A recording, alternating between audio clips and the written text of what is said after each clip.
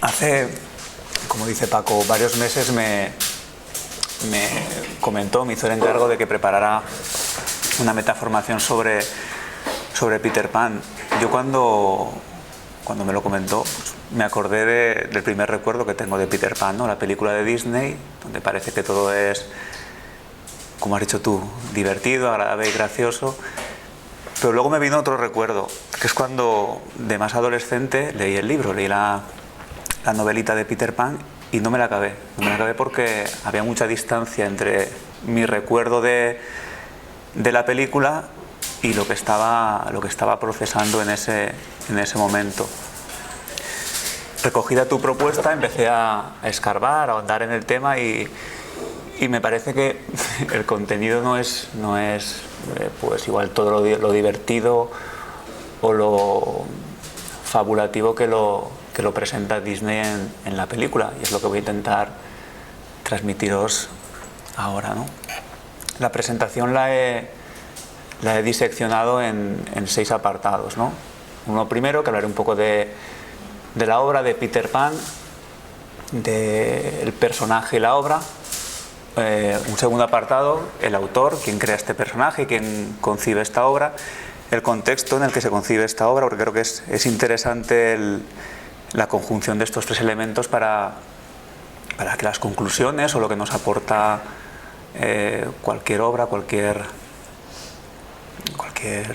película como la de Peter Pan tiene que estar contextualizado, ¿no?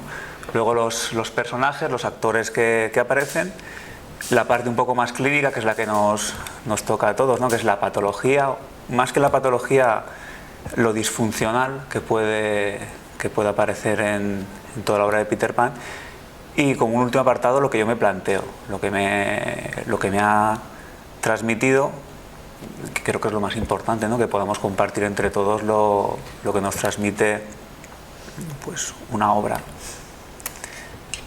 La obra de Peter Pan realmente son 4 libros. La película, no sé si tenéis todos el concepto de...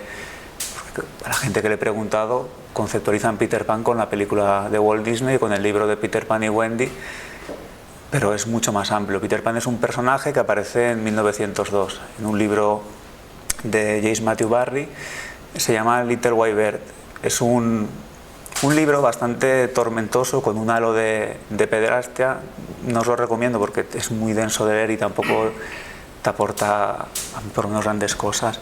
Y aparece tímidamente un personaje como difuminado, que empieza a ser Peter Pan. El autor escribe a continuación una obra de teatro, Peter Pan o el muchacho que no crecí, en 1904, con muchísimo éxito. A continuación escribe otra obra, Peter Pan y Wendy, con muchísimo más éxito, que es la novela que luego en 1911 redacta. Y por último cierra con el personaje de Peter Pan, con Peter Pan en los jardines de Kensington en 1906. Digamos que es como la génesis de un personaje, ¿no? Empieza a aparecer en Little White Bird, madura en Peter Pan y Wendy y, digamos, se pierde ya en Nunca Jamás en 1906. Tenemos que verlo como en la época.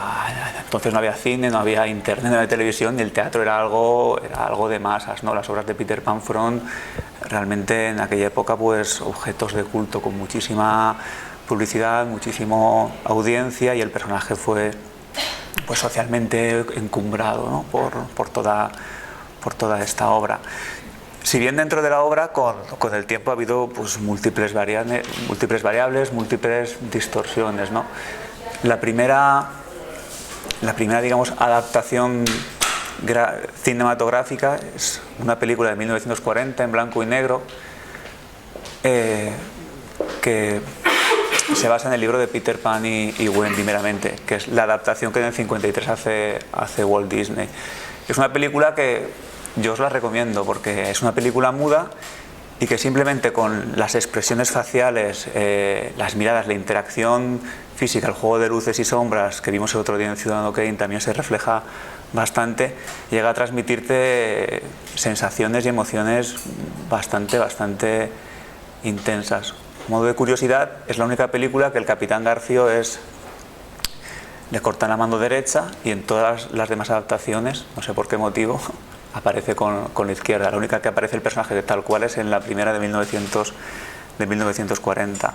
Ha habido diferentes remakes de la película, como Descubriendo Nunca Jamás, Hook. Ahora en 2015 hay una nueva película que se llama Pan, que es también una versión moderna, que sale Antonio Banderas, autores bastante famosos. También dentro de la obra aparece una parte que me ha resultado bastante curiosa al analizarlo, ¿no? Hay una gama de películas pornográficas basadas en el personaje de Peter Pan, que por lo que he leído en blogs tienen bastantes seguidores. Hay un montón de bibliografías, de libros que versan en torno a la isla de Nunca Jamás, a Peter Pan, a la figura del Capitán Hook, musicales, juegos de ordenador, cómics undergrounds con bastantes seguidores, son como objetos de culto.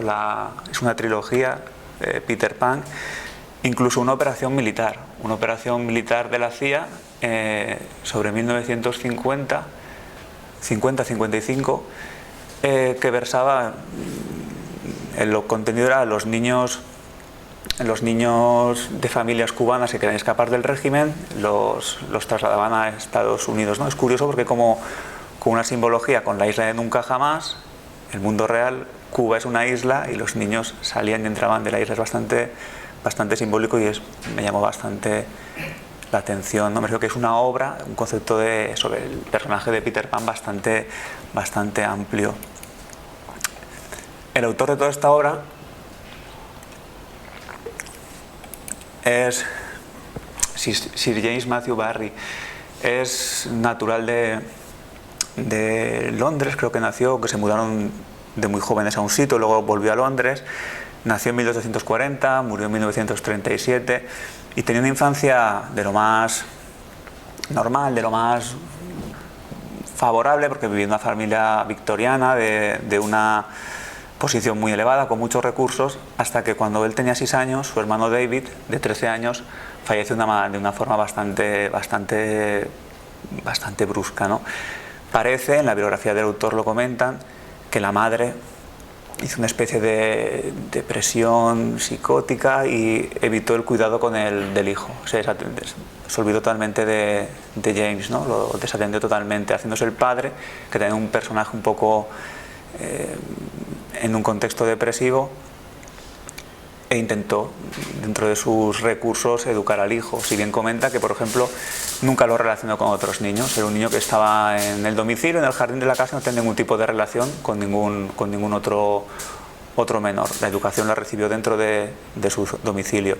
Si bien tiene un cambio radical cuando en la adolescencia se marcha a Londres, empieza a moverse en entornos un poco literarios, conoce a Robert Louis Stevenson, Arthur Conan Doyle, y empieza a escribir pequeñas obras de teatro, pequeños panfletos, y poco a poco va teniendo éxito hasta Peter Pan y Wendy, que es su mayor reconocimiento, ¿no? Es imposible disociar lo que es el autor y el personaje de Peter Pan, ¿no?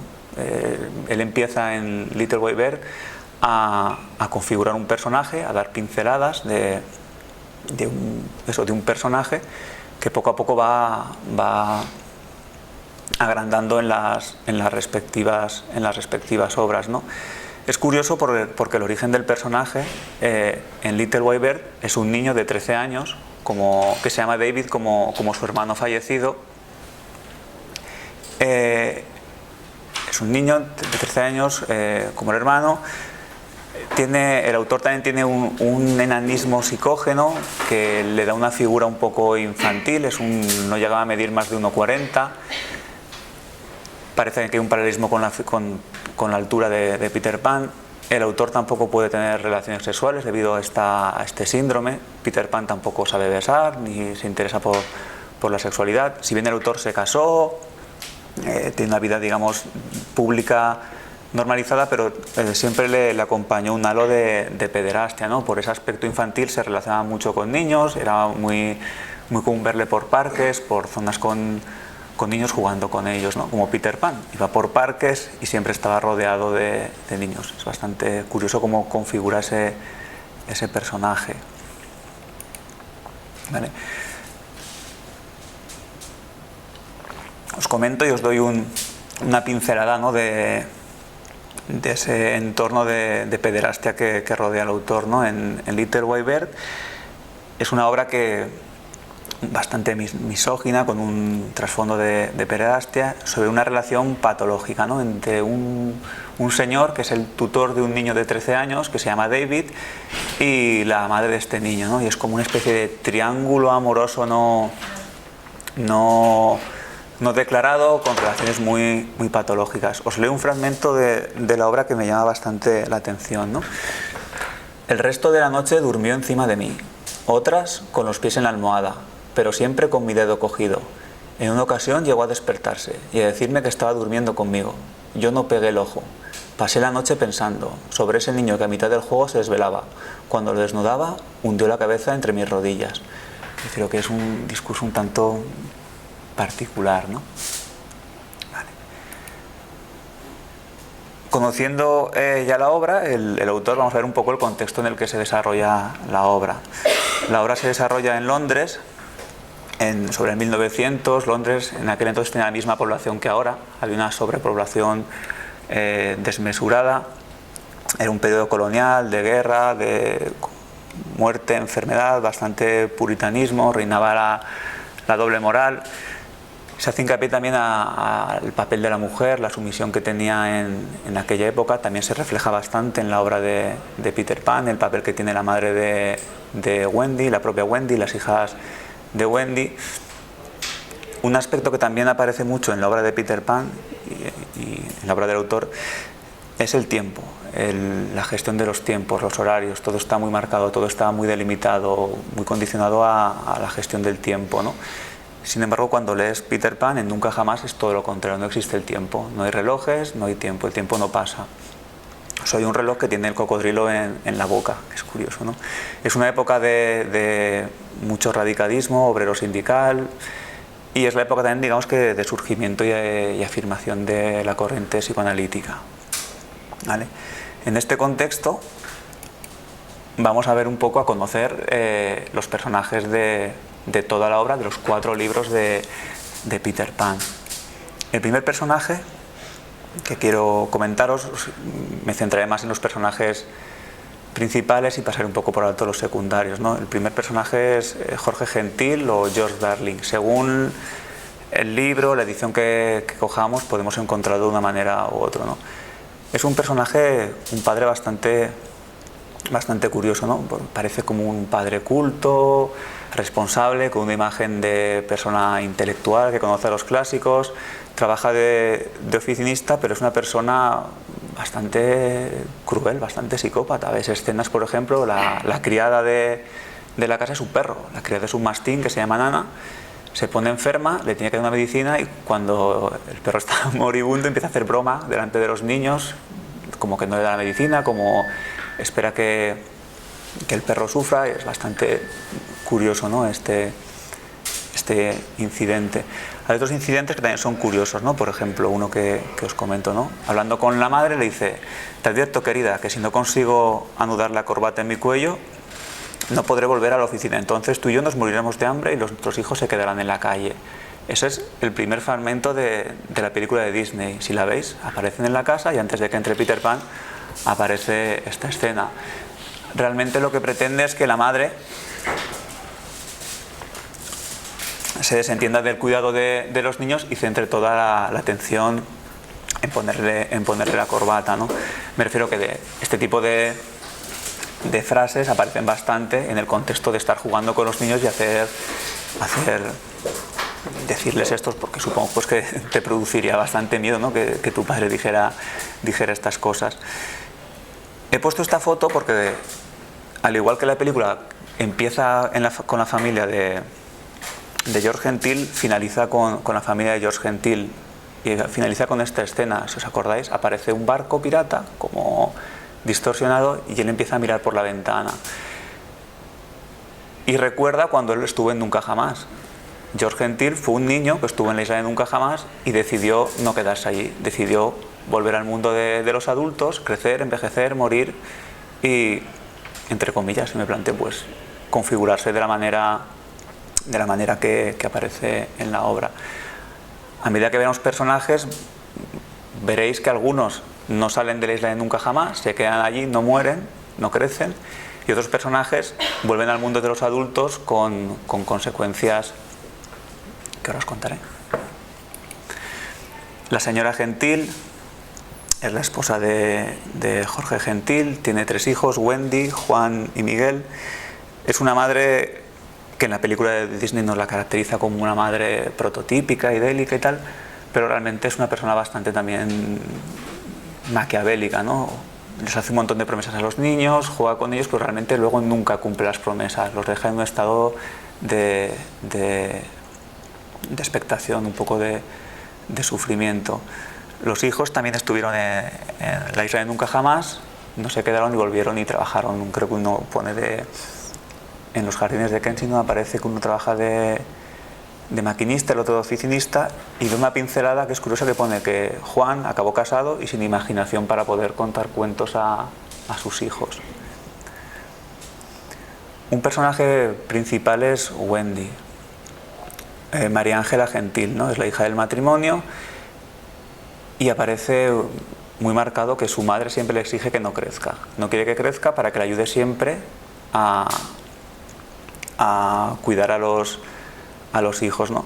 Este personaje realmente en toda la obra aparece como un ser desamparado que va desesperada buscando un esposo, un novio, un enamorarse y tener una familia. Es un poco curioso porque tiene 12 años, ¿no? Y todo gira en torno a esto, ¿no?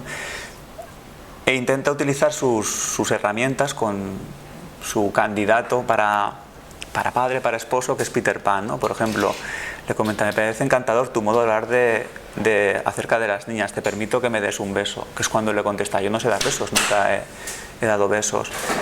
Al ver que no puede enamorarlo con los besos, le comenta que sabe muchos cuentos.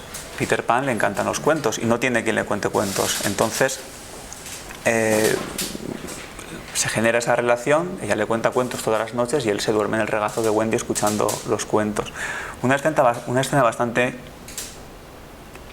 curiosa de la película es cuando Wendy descubre que Peter Pan no tiene sombra. Llega a la casa y dice: no tiene sombra, vamos a buscarla. Se puede buscar la sombra de Peter Pan y la encuentran escondida en un cajón. Peter Pan le comenta que él no quiere tener sombra, pero ella le dice que sí, que tiene que tener sombra, y empieza a cosérsela por los pies, por el zapato le cose la sombra. Desde entonces, desde esa escena, Peter Pan tiene sombra. Vale. Hay una escena también que creo que es central en la película, ¿no? Es un discurso que tienen Peter Pan y Wendy donde se ve un poco las intenciones de Wendy y descubrimos realmente quién es Wendy y quién es Peter Pan. Wendy le comenta: pero los niños son tuyos, Peter, son tuyos y míos. Ella se pone insistente, se está impacientando y en él se acrecienta la angustia. Wendy, tratando de recuperar la serenidad, le dice: y ahora, dime, Peter Pan, ¿cuáles son tus sentimientos hacia mí? Peter le contesta: los de un hijo cariñoso. Wendy, furiosa, sentencia: ya me lo figuraba. Surge el fin de la ilusión, ¿no? Se dan cuenta que empiezan los malos entendidos y aparece una relación bastante patológica entre Wendy y Peter Pan. Si bien pesa todo, Wendy se compromete que todos los años volverá una semanita al país de nunca jamás a limpiarle la casa a Peter Pan y estar con él una semanita. Y lo hace, en las demás obras lo hace, así como las hijas de la hija y la nieta de Wendy van al país de nunca jamás. Se repite ese cortejo, ese enamoramiento con Peter Pan y continúan acudiendo al año, una semana a nunca jamás para que Peter no esté solo y para, pues no sé, atenderle, ¿no? Dentro de los personajes aparecen pues los niños perdidos, ¿no? Es un grupo de niños que parece que están por ahí fluctuando por nunca jamás y están, digamos, a las órdenes de Peter Pan, que es el líder de la pandilla. Uno de los niños más representativos es Simplón, ¿no? Porque bajo la apariencia de niño un poco ausente intenta matar a Wendy. Campanilla le dice que vendrá un pájaro que es malo, que se llama Wendy y que él lo tiene que matar. Le lanza una flecha, pero casualmente la flecha da justo en el botón que le regala Peter Pan y no muere. Todos los niños perdidos, Crespado, Ligerín, Simplón, acaban saliendo de Nunca Jamás, los adopta la familia gentil y acaban teniendo todos un trabajo, sobre todo de oficinistas o en el sector ferroviario, que supongo que sería el auge de los empleos que habría en aquella época en Londres. Y acaban con una vida bastante estándar, ¿no? Trabajando con hijos, ¿vale? Otro personaje que es curioso es Nana. Nana es un mastín, es un perro y es la criada que tiene la familia. Supone que no tenían recursos económicos y se hacía cargo de los bebés, de los niños, un perro al que el padre maltrata bastante, descuidándola, dejándola fuera cuando hace frío. Sí, tiene un trato muy cruel con el perro. Otros personajes curiosos son los gemelos. Son dos niños perdidos que en un principio son los menores del grupo, bastante entrañables, pero a medida que crecen se convierten en una especie de dos pequeños sociópatas. Otros personajes que aparecen es Juana, es la hija de Wendy. Margarita es la hija de Juana, la nieta de Wendy, que también cada año hace su semana de peregrinación a Nunca Jamás. Personajes también bastante simbólicos es Tigridia, significa es una flor de un día, ¿no? Es un personaje que aparece en un capítulo, puntualmente es la hija de Gran Tigre, aparece y se enamora de Peter Pan locamente. Enamora de Peter Pan no quiere tener una relación con ella y desaparece. Casi todas las niñas, casi todas las mujeres que aparecen en la obra acaban enamorándose o acaban encariñándose de Peter Pan. Luego paso ya a los personajes un poco más relacionados con el Capitán Hook, ¿no? El Capitán Hook es el capitán del barco Jolly Roger. Comenta que fue contramaestre de Barbarroja, creo que sí, ¿vale? Y es curioso porque cuando lees la obra lo representan como un personaje cadavérico, maligno, es súper cruel con la tripulación, acaba matando a muchos de ellos, su papel gira en torno a dar muerte a Peter Pan, pero yo he acabado teniéndole una cierta lástima, ¿no? Porque es como el paralelismo. Os pongo un ejemplo, ¿no? del coyote y el correcaminos.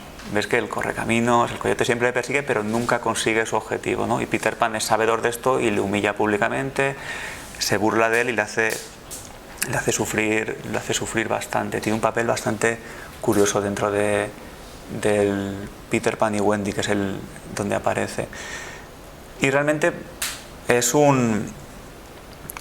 se basa en el Capitán Cook para generar este personaje. El Capitán Cook estudió en la Universidad de Eton, en Londres. Cuando fallece el Capitán Hook, las últimas palabras que dice son Florea Tetona, que es, digamos, el logo, el lema que tiene en esa universidad. Es bastante curioso.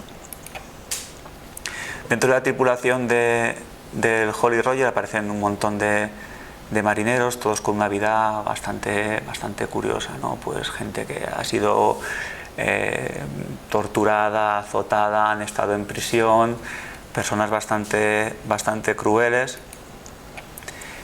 y fallece toda la tripulación, incluido el Capitán Garfio, menos el contramaestre Smee. Es claro, en la película de Disney es un señor mayor, entrañable, que aparece siempre al lado del Capitán Garfio, y que es, dentro de todos los tripulantes, es una persona con mucha bondad. Es una víctima del Capitán Garfio, de las burlas del resto de piratas, y no muere. Es el único personaje que no muere. No muere ni Peter Pan ni Smee. Smee acaba deambulando para siempre, Nunca Jamás. No quiere salir, digamos, no quiere salir de esa realidad y se queda allí de por vida. El resto de marineros acaban todos muertos de una manera bastante cruel en las batallas.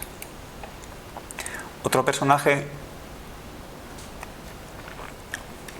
con mucho peso en la obra es Campanilla. Campanilla es una hada que, como no, está enamorada locamente de Peter Pan desde hace muchos años.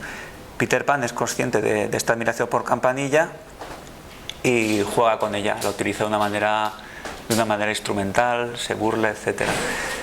Campanilla incluso llega a dar su vida por Peter Pan. Le intentan envenenar y ya toma el veneno para que Peter no fallezca. Es curioso porque comentan que Campanilla se mantiene viva por la admiración que le vive de la admiración y de los aplausos de los niños. Si no hay niños en Nunca Jamás y no le hacen caso, muere. Acaba muriendo al cabo de bastante tiempo, ¿no? Como os comento antes, tenía envidia de Wendy, hace bastantes complots para intentar matarle, es un personaje muy maquiavélico. Y es, junto con Peter Pan, el único personaje que no envejece. Campanilla siempre ha sido igual. Peter Pan siempre ha sido un niño de 13 años durante todas las obras y Campanilla siempre ha sido un hada que nunca ha envejecido hasta que fallece. Y aquí me aventuro un poco a dar una pincelada de la patología. Me parece una persona con una funcionalidad bastante límite y muy antisocial. Cuando lees el libro te impregnas de esa patología. Y para acabar con los personajes, pues el personaje principal, que es Peter Pan.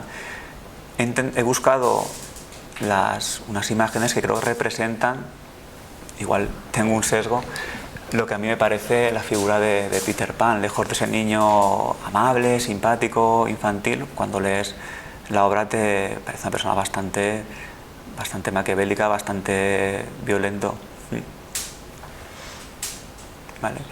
Parece que el autor se basa en configurar el personaje en el dios griego Pan, ¿no? El dios griego Pan es el protector de la ganadería, de los rebaños, y también es el dios de la fertilidad y de la potencia sexual. Es un dios que merodeaba por los bosques buscando ninfas, buscando jóvenes.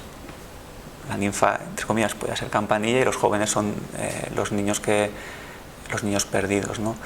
Peter Pan, si nos damos cuenta, si veis fotos de Pan y de la caracterización del personaje son idénticos. Es un personaje con las orejas puntiagudas, un aspecto como de fauno, con una flauta siempre en la mano, y siempre que acude a casa de Wendy o a casa de algún niño, en la casa aparecen hojas, aparece barro, pero ese barro nunca es ni esas hojas son de ningún árbol que crezca en Londres. Es como de otro mundo, lleva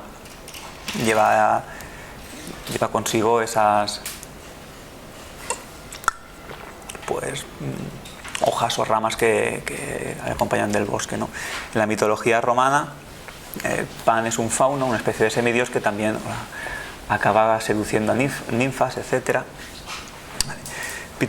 Pan fue abandonado por su padre Hermes y por una ninfa. Cuando nació se asustaron un poco de cómo era y lo abandonaron, que es un poco lo que realmente le sucede a Peter Pan. Peter Pan es un niño de 13 años con miedo a crecer y que enmascara su temor, dolor, envejecer, digamos, con una actitud infantil, con una actitud arrogante, narcisista, de presunción. Siempre requiere que los demás hagan todo por él. En la obra veis que él nunca hace nada, los niños le cocinan, Wendy le plancha la ropa, le cuenta cuentos, él no hace nada, es un niño, entre comillas, malcriado, que parece que busca siempre un cuidado maternal en todas las personas, ¿no?